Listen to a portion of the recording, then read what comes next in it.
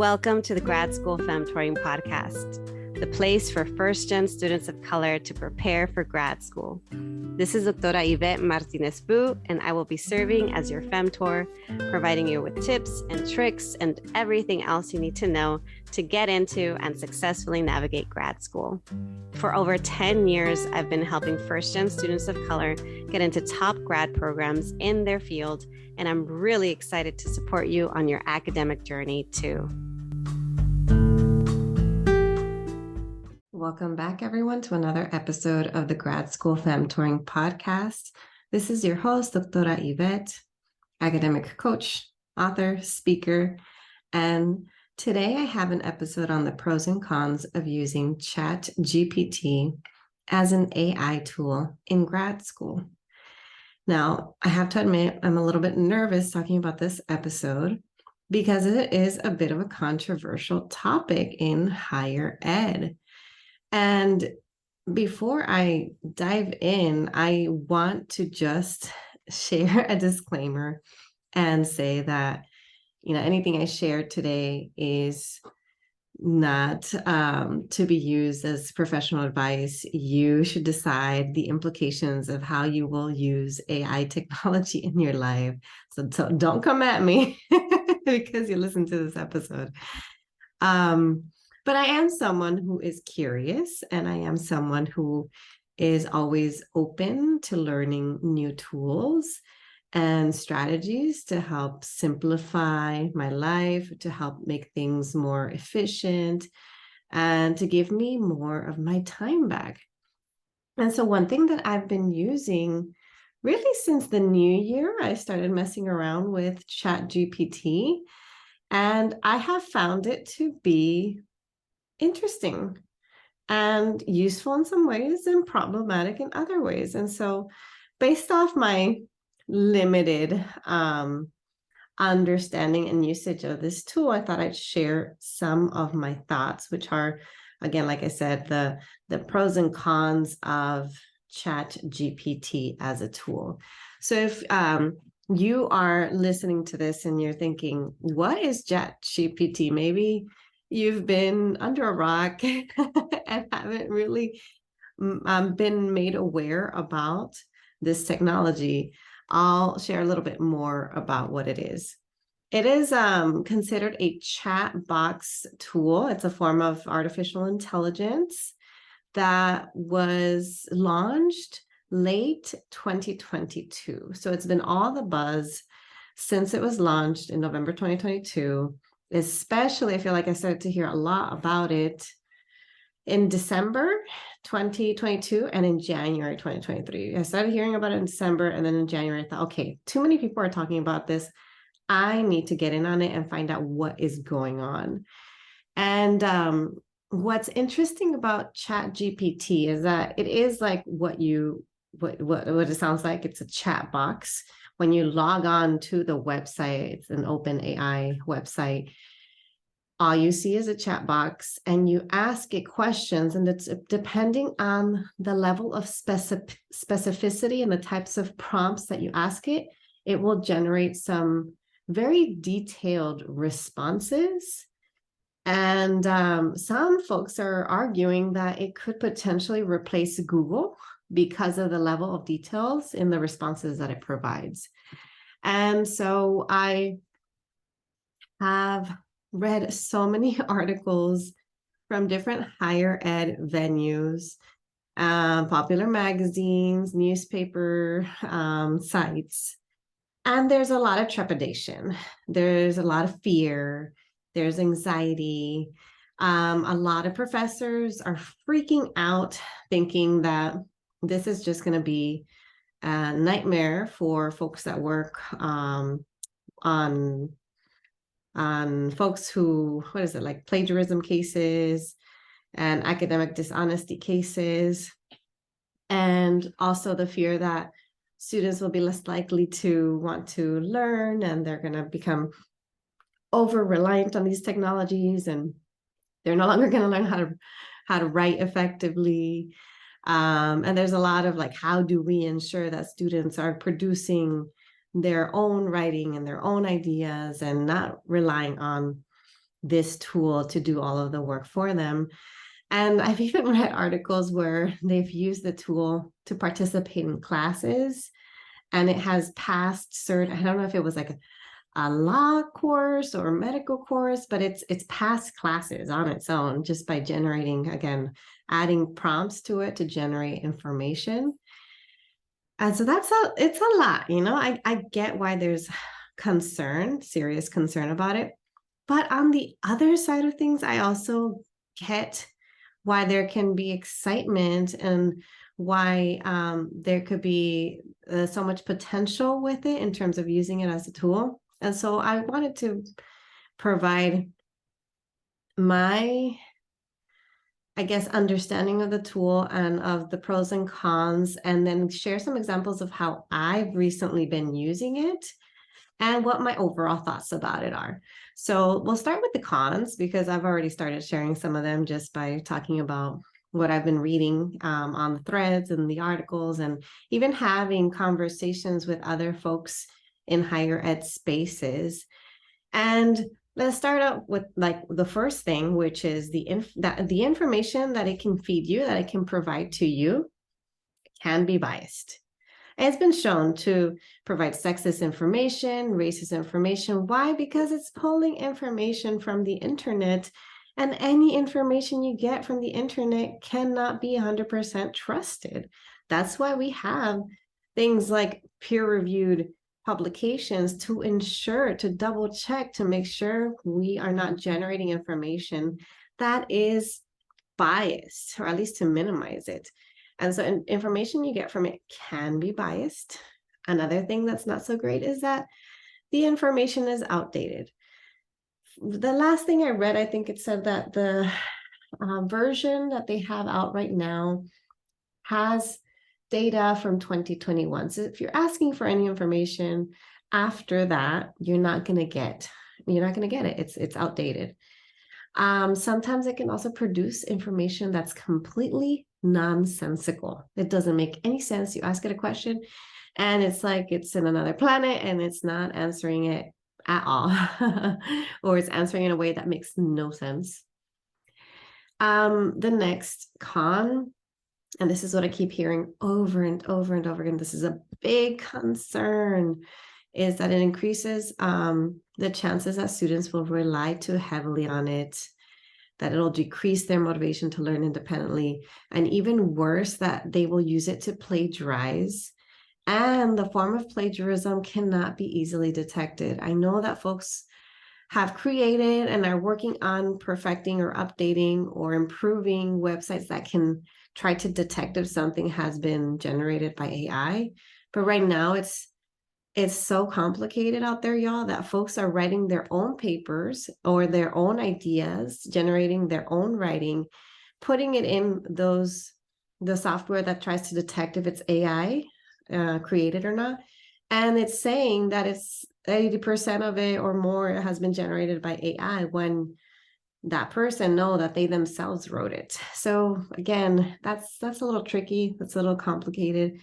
That is concerning when it comes to plagiarism cases. And I will tell you this, plagiarism cases are probably going to go up. I am almost 100% sure that the plagiarism cases are going to go up. Why? Not because it means that more people are going to plagiarize, but because more folks are going to be on the lookout for it. This happened during the pandemic. Because of this switch to remote courses, there was fear, more of a higher concern that students would be plagiarizing during that time. And so when more folks are on the lookout, of course, the cases are going to increase. And when folks are not really on the lookout and not really checking and not using software that detects plagiarism, it just makes sense. So if more people are aware, okay, there's access to this technology called Chat GPT, students can ask it to write essays for them.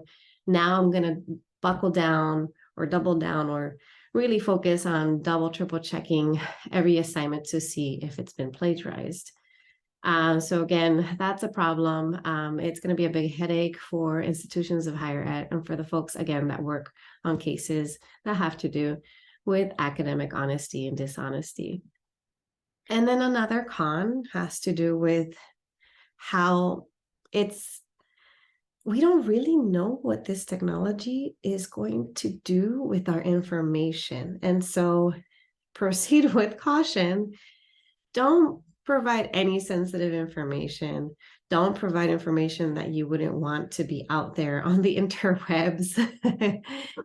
And yeah, that's the part that's scary. It's just like there was that one app that a lot of folks also around that time over the new year, a bunch of people were using this app. I don't even know what it's called because I myself didn't use it, but they were putting in their pictures, and then this AI app was generating artwork based off their headshots.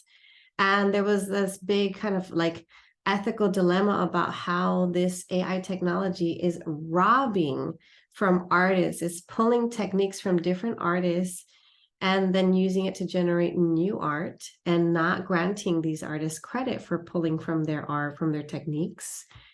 And so it's been a big case of, it's a case of ethics of how do you move forward in a world where there is technology that could potentially assist you in your work, but then at the same time, you're not 100% sure of the ways that it is generating this material for you. And so in my case, I opted not to use that app because I did not feel comfortable with having my face out there I don't know what it's going to do with my pictures. And I also didn't feel comfortable knowing that it was actually robbing, like artwork or artistic techniques from artists out there who have found some works that have been AI generated that look very, very similar to their own. All right, that's a lot of cons. And I understand if you're afraid, if you don't feel comfortable, if you don't even want to try it, but I would encourage you to at least test it out, at least see what's going on, mess with it in whatever way feels safe with you so that the fear can decrease a little bit and you have a better understanding of what you're dealing with, especially if you are an educator, especially if you are a teacher, an instructor. And, some professors are leaning into it and incorporating it within their assignments because a lot of students are going to use it whether you like it or not. And so better to know a little bit more about this beast that you're facing.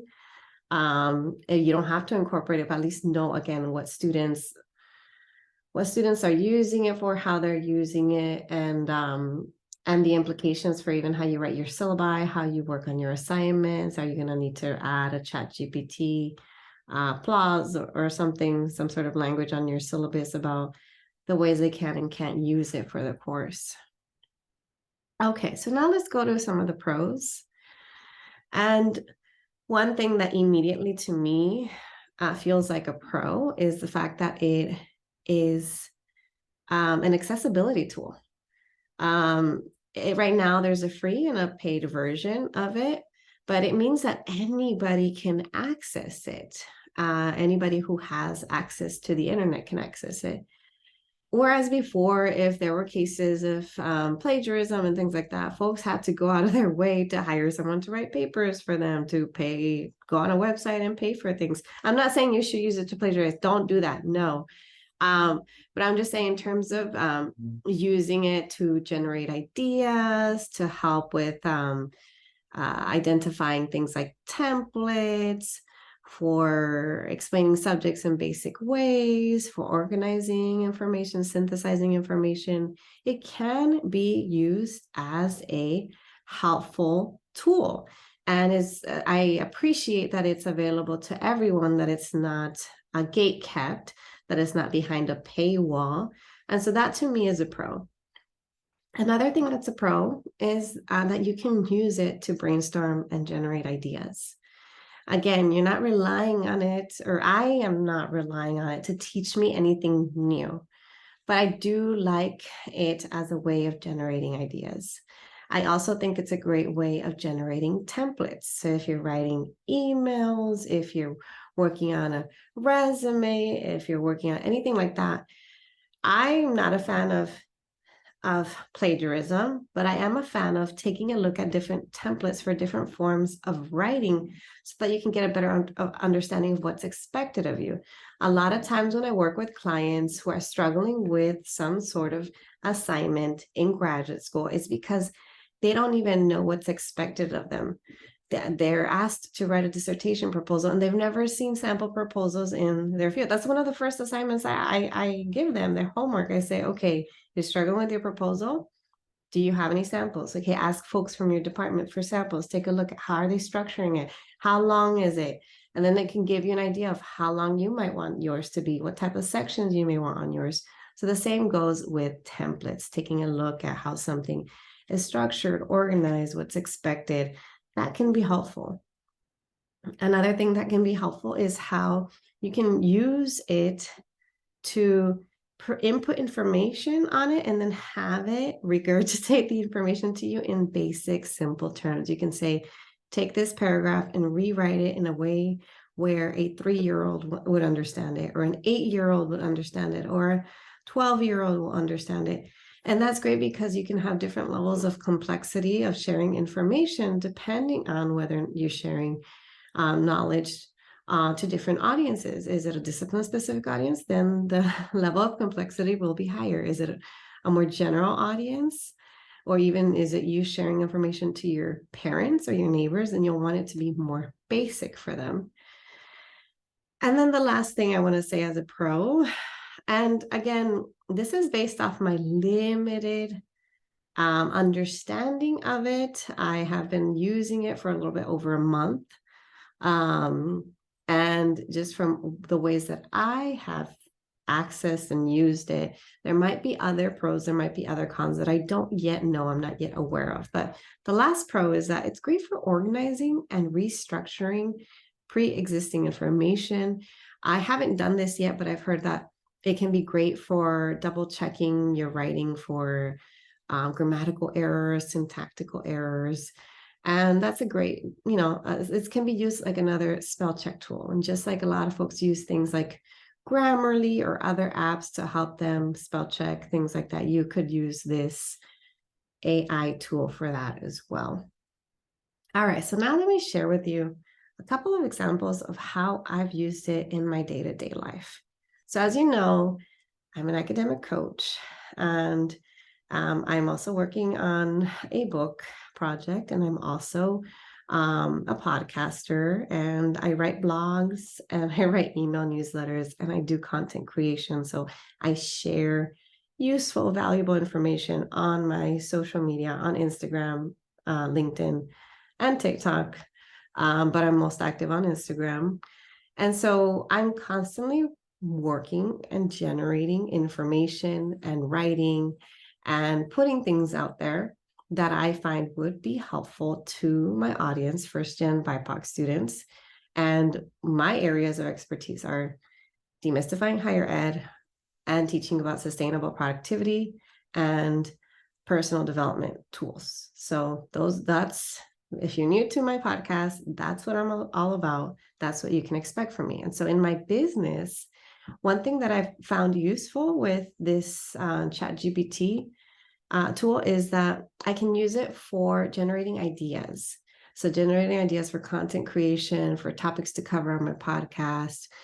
And I'll ask it prompts. I'll say, you are blah, blah, blah, blah, blah, and you're working on a podcast episode on blah, blah, blah, blah, blah. What are 10 different ideas of topics you can cover? And then from there, I can see, do I like it? Do I not like the ideas? Which one can I then go off of?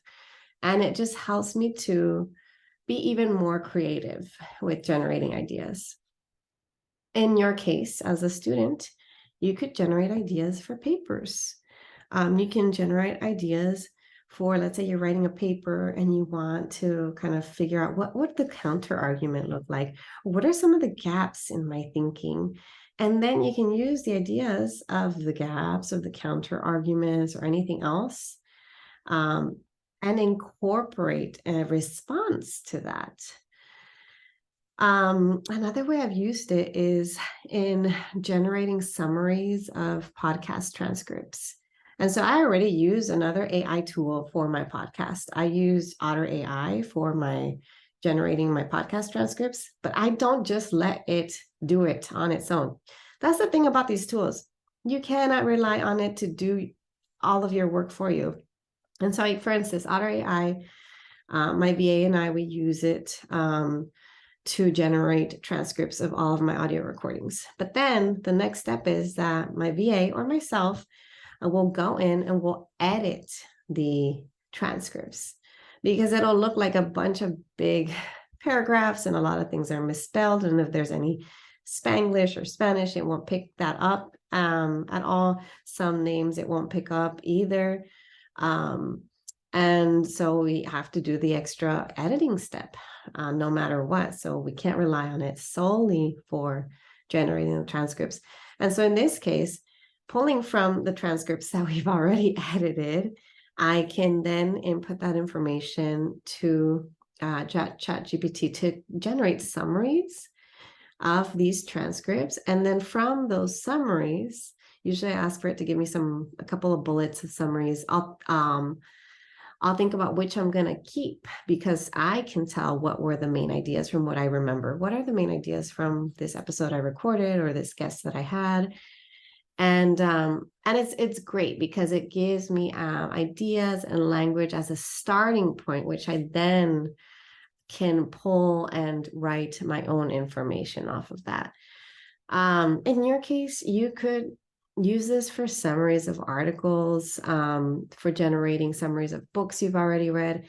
And here's the main thing. It should be for material that you are already familiar with, for readings that you've already done. It should not be for you to learn something from scratch. I don't recommend it at all for that. I know actually some graduate students who use a website called, I think it's Janae.io, for generating summaries of academic articles. I personally have not used it, but I am familiar. I know that it exists in case y'all want to check it out. But again, in every case, I say rely on it to help you, assist with you with information you already know. All right, the other way that I use it in my business is to assist me with generating discussion topics, generating interview questions for my podcast. In your case, you might be able to use it to generate ideas for teaching discussion sections or for in-class discussion questions. The idea generation of it is a lot of fun. And again, it can induce a lot of creativity because it might generate ideas that you hadn't previously thought about. Now, in my day-to-day life, as you know, or some of you know, I have been living abroad for over a year now. I'm in Portugal. The language here is European Portuguese. E não falo português muito bem. Falo pouco português. I'm trying to learn. I don't speak it very well. It sounds like Porglish or I don't even know. It's like it's a mix of Portuguese and English and Spanish. And so one thing that I rely on in my day-to-day life are translation apps to help me with speaking and navigating my day-to-day life. I actually have a pretty good understanding of the language when I read it. And so when it's spoken, it depends on how fast someone is and how they enunciate certain words. But because I can understand it very well when I read, I can use Chat GPT to translate things for me. So sometimes, some memos I need to send via email and I send it in Portuguese. And so I have had it translate from English to Portuguese, and then I can double check the translation because of my ability to understand the language once it's written. So I've used it for that. I know other people who use it for translating information as well. And if you're in a graduate program where translation work is involved, You could always use it for your translation as well. But again, like I do, double check the work for any inaccuracies. The other way that I have used the Chat GPT tool is through my home educating and homeschooling. I have homeschooled my 9-year-old before, and I'm not necessarily 100% homeschooling right now because he does go to a private school. But when we return back to the States later this year, we do plan on homeschooling again. And so I'm pulling some resources, information, creating a plan. Some subjects I pull from curriculums that I know and trust. Like, for instance, one of the websites that I really love is called Fish Tank Learning, and it's great. I have found their math and language art lessons to be pretty good. I'm a fan. And so I have different places that I source for different curriculums depending on the topics and subject areas. And of course, I supplement because there's certain areas like social studies, social justice, that I want to make sure that we cover with my son, that maybe I'm not finding what I want to teach online, so I'm creating it on my own. So in this case, how am I using Chat GPT? I feel like I'm going on a rant or on a tangent. I have started to use it to generate different homeschooling schedules. I'm not really sure what kind of pace we are going to have when we start homeschooling again, because I want to make sure that it works well for our family and for my son and his learning needs. And because my son is neurodivergent, I am a big fan of tailoring information, learning tools to what works best for him. And so we've been exploring the ideas of like, what would you want to do? Would you want to learn one subject area a day, 2 subjects a day, 3 subjects a day, 4 subjects a day? Do we want to do 3 out, 2 hours, 3 hours, 4 hours a day, and just test it out? And so based on these parameters, I've asked the chat box to generate schedules for me. So what would a 2-hour, 3-hour, 4-hour, 5-hour schedule look like? What would it look like if we're learning 2 subjects a day, 4 subjects, you name it? It's provided some really great sample schedules that we can then test out and see what we like. I've also used it to explain basic concepts. I help my son with homework every school night, and some subjects he doesn't understand right away. And so if I've explained it to him in the way that I know and understand it, his teacher has taught it to him in a slightly different way that she knows and understands it, and he's still not getting it. I love going in and finding some sort of resource that can explain it to him in a different way. And so the chat box can actually explain a wide variety of subject areas in basic terms. You can say, explain it to me in a way that a 9-year-old will understand. And again, it has to be something that I already know and I'm familiar with, because then I can double check to make sure that it's actually sharing the right information. So in all of my examples, I double check the information. I am not relying on it solely to do work for me. I am asking for assistance in generating ideas on topics I have previous knowledge about and ample knowledge about. And that's the key for me. It's a supplemental tool. It's not a primary tool. I'm not having it teach me something new where I can't double check for biases or inaccuracies. I'm not having it generate writing that I will pass off as my own, because that would be completely unethical. And so, if I can say anything about how I am proceeding and how you might want to proceed, it's that I'm proceeding with curiosity and with caution. Like any tool, I'm always open and willing to learn about it and then see how it can be useful to me. But if it's not, I move on. And I have to understand that there are risks and rewards involved in anything that we use. And again, if I know that this is the future of where we're going in terms of technology and education and access to information, then I want to be informed. That to me makes me feel like I am empowered to do something about it because I am aware of it. And so I do think it can be used as a useful learning tool. I actually don't think that it will ever replace classrooms. I don't think it will ever replace teaching professions. And again, test it out, see what you think, proceed with caution, but don't be afraid. Don't avoid it altogether, because I think that we're moving in that direction in a lot of different ways. And I know some folks say, like, get with the times. And in this case, I have to somewhat agree. Let's see how we feel, see how it goes. Be aware, be cautious. And that's all I have to say about the topic. I feel even wary of having this conversation on my podcast because I know it's very not sensitive, but it's a contentious topic. And a lot of folks have very strong feelings about it. I don't have super duper strong feelings for or against it.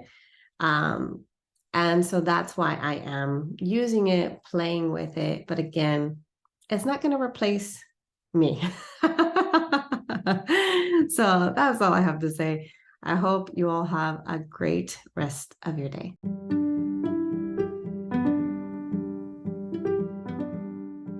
Thanks so much for joining me in the Grad School Femtoring Podcast. If you liked what you heard, here are 3 ways you can support the show. The first is to make sure you're subscribed and leave a review of the podcast. If you leave me a review on Apple Podcasts, you become eligible for a free half-hour coaching session with me. Yes, that's right, 1 free session. Once you leave a review, you can email me a screenshot and I'll send you a link to sign up.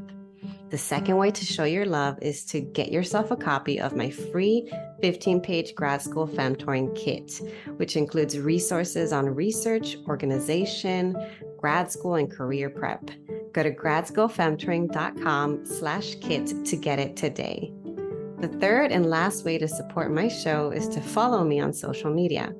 I am on Instagram, LinkedIn, Facebook, Twitter, and occasionally TikTok with the handle @GradSchoolFemtoring. Thanks again, and until next time.